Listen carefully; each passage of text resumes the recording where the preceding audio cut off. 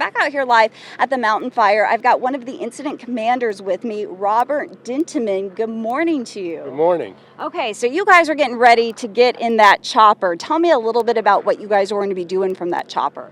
Well, operations and a couple of divisions are going to be in the chopper.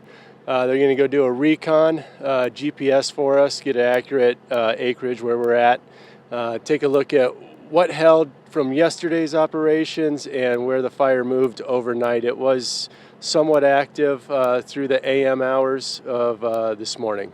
You've been a firefighter for decades. You've been on hot shot crews. Tell me a little bit about what these firefighters on the ground are dealing with a 6,200 acre fire and this hot weather.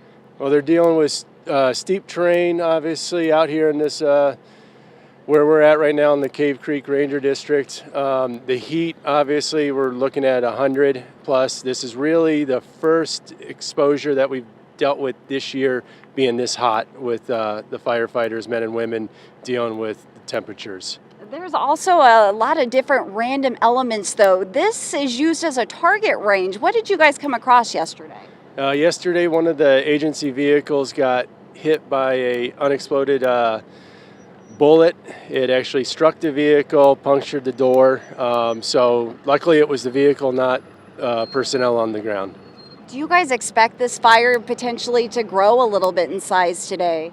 Yes, until we get air resources up, the Type 1 helicopters, air tankers to help support what we're doing on the ground. Tell me a little bit about those air resources. What are you dropping on the fire?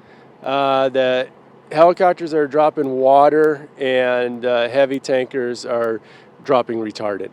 Okay, and you guys are pulling some of that water actually from the lake, is that correct? That is correct. Any concerns about any structures or anything else? There's some wreck sites out in front of this, but we don't think it's going to hit it, and if it does, they're well manicured around it and mostly concrete.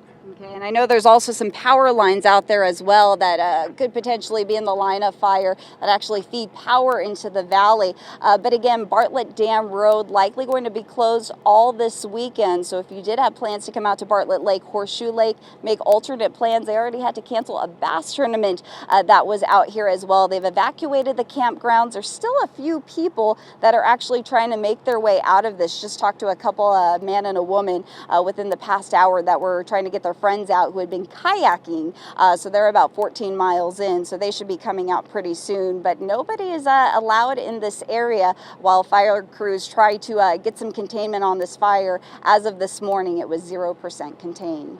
They got a lot of work to do. They got to get people out of there. Oh, some busy days ahead of them. Kim, thank you so much.